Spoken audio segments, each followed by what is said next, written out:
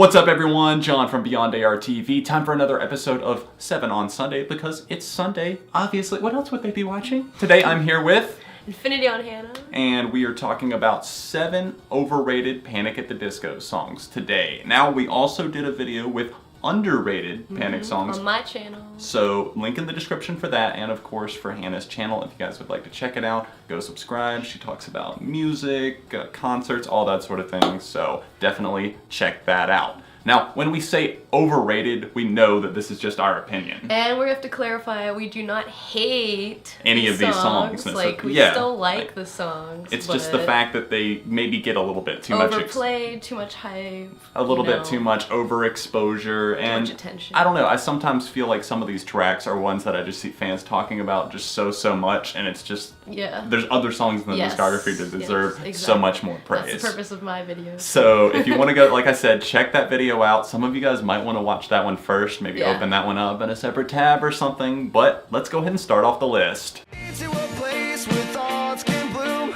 into a room where it's 9 in the afternoon, and we know that it could be, and we know that it should, and you know that you feel it too, 'cause it's 9 in the afternoon, and your eyes are the size of the moon.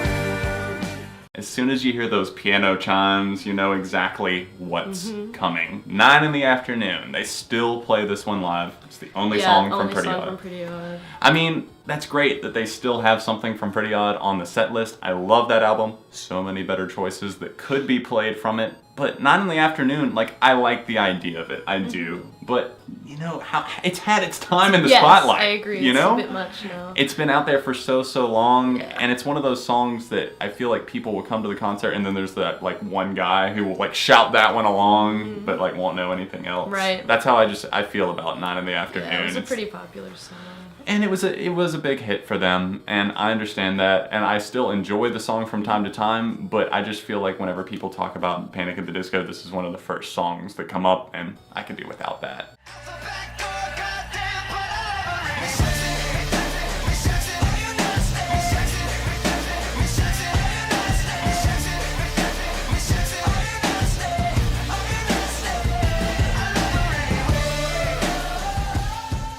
So the second song is Miss Jackson, and this was the first single off of Too Weird to Live.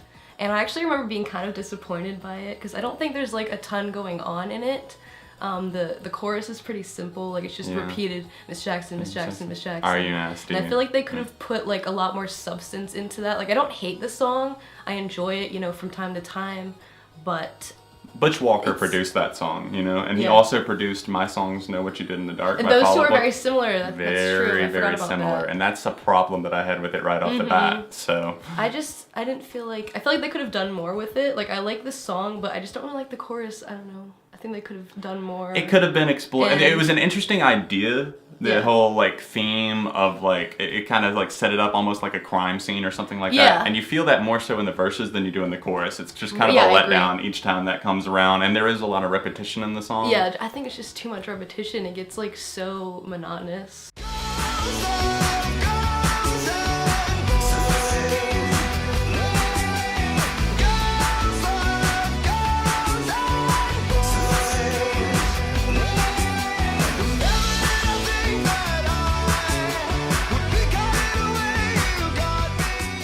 I had to put Girls, Girls, Boys on this list, not because I dislike the message of the song, not because I dislike everything about the song in general, but just because I feel like it's one of those songs and it has a message that it wants to get across, you know, but it does so in a way that's just like so on the nose that it could not be interpreted any other way. And I appreciate the message, but I just feel like there's so many other songs that do it in a more like less, I guess, subtle way. I don't like it with anything whenever things are like super like on the nose with what they're talking about, and it's just like, wow, like, you know, you don't need to decipher this at all. It's just right there for me. And I never really cared for like I guess it's like the synth on that one. It's just very like bubbly, and it just kind of got annoying to me over time. So this one did not fare well in the replay department.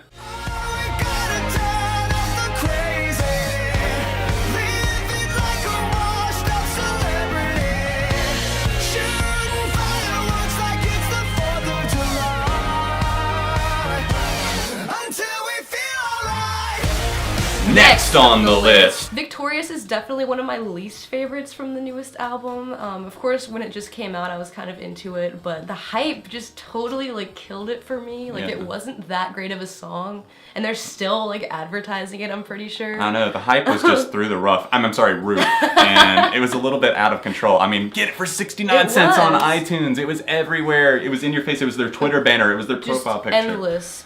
And one thing I don't really like about this song, I think like the vocal style, it kind of makes it seem like a children's sing-along chant or something, and that can get really monotonous over time. Like, this isn't one that I will just listen to.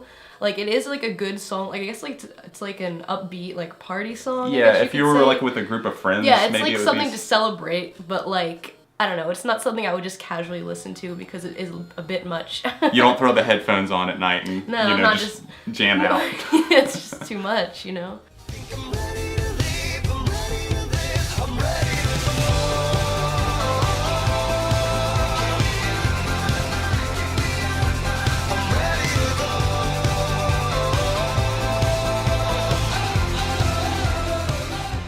Ready to Go is still in the band's set list to this day. We just saw it live at the concert that we caught them at, and I was never a fan of this song. I used to work at a movie theater, and I would hear it practically every night. It was in the end of the Smurfs, the film. It was in the end credits. And I got the album, and one of my complaints that I feel like you agree with me on this is that some of the bonus tracks just stood out so much more. Way better than the actual album. On Vices and Virtues that came out in 2011. Yeah, so many catchy choruses.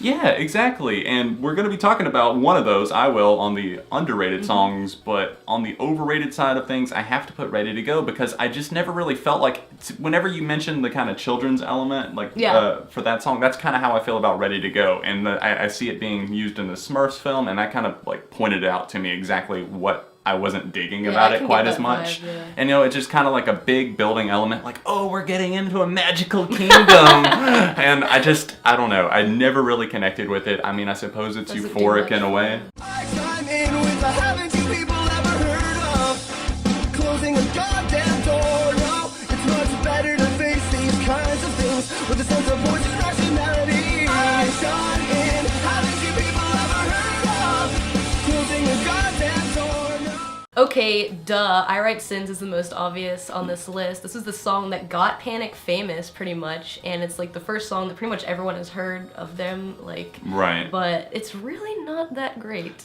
No, that's the problem here. And I know my cousin just went to the concert solely because of the fact that she likes that song. That infuriates me so much. When you look at Fever as an album, there are so many better songs than that like shine through, at least in my opinion, like Time to Dance, Camisado, but it's better if you do, like, all those ones. I don't even think the chorus on this song is as catchy as like, some of the others. It just gets old to me, and like, I'm just tired of it. The radio's still playing it on alternative stations. That's like the only Panic song they play still. And exactly. It's like, there's not even 9 in the afternoon. No, that one like was famous for like the year it came out, and then or even Mona Lisa. I'd take Battle of Mona Lisa. That one's a good one too. But we seem to be, as a culture, with Panic at the Disco, still stuck on I Write Sins in 2004 or 5 or whatever it was. Didn't you say something about Brendan probably being annoyed with it? Oh, he is annoyed with it. Have you seen, if you guys look up the compilation on YouTube, I might even put a link if I'm feeling nice. It's basically Brendan Urie. I think it's called Brendan Urie Hates or is Sick of I Write Sins, and it's just a compilation of him just basically slurring the words, holding the mic out to the crowd. I don't blame him. It's exactly.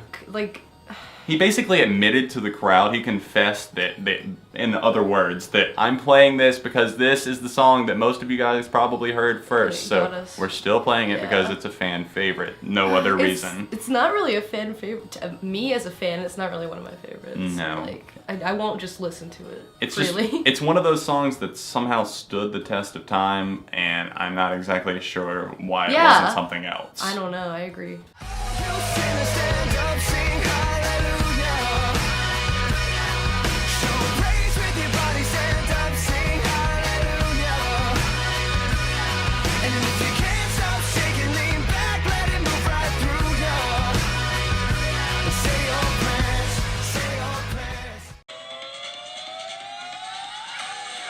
Shut up!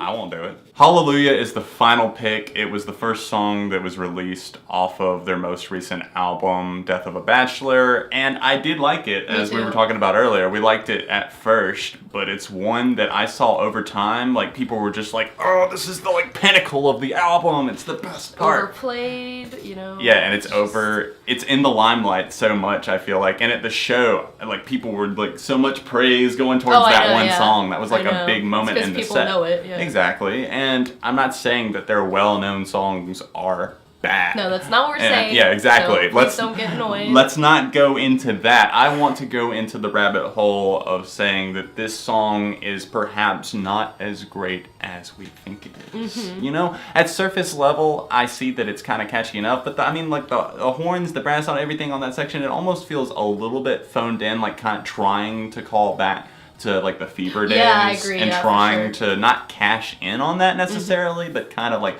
playing to the fans of that record. To please them, yeah. And in terms of an album, Death of a Bachelor, does it fit in there? Yeah, it works fine. It does its job. But at the same time, I think there's a lot of other stuff on this record that's getting overlooked. Like, I look at songs like House of Memories, like I've really been enjoying lately. Yeah, I like that one. And even songs like Don't Threaten Me with a Good Time. They've grown on me somewhat. I don't know. It's just one that I feel like is going to be a popular song. Like, I'm not saying that it's going to be their next I Write Sins, but I could see I feel like they're going to be playing it live for a while. It's going to stick around in the set list, and I'm not sure how I feel about it. Guys, I hope you enjoyed watching our picks for 7 overrated Panic at the Disco songs. Of course, check out the underrated songs that we did. Hannah's video is linked in the description down below, along with her channel, like I mentioned. All of my social media, Twitter, Instagram, Facebook, all of that is in the description as well. If you want to see last week's episode of 7 on Sunday, or a recent video that I did on this channel that you might have missed, click the little annotations below me.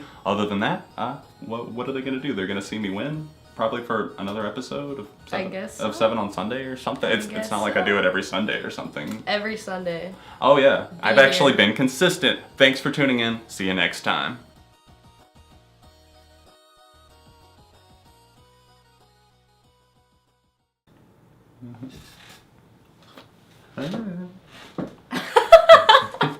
You better not make an editing mistake on this video, John. I swear to God.